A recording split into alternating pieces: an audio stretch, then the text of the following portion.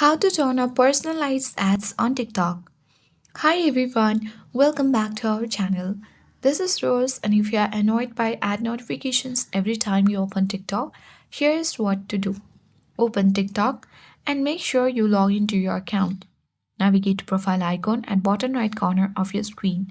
Tap on the three-line menu bar and select setting and privacy. Choose privacy and look for the option of personalization and data.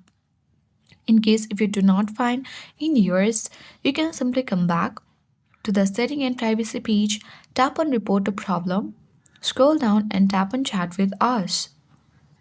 Or you can even choose ads from the list and tap on other. Now you need to choose no for a problem resolved and tap on need more help. Once you reach TikTok support, you can easily send a message to TikTok.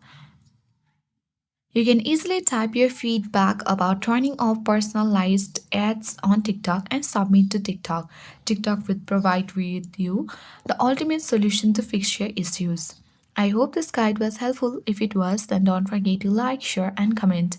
Thank you for watching, and I'll see you in the next video.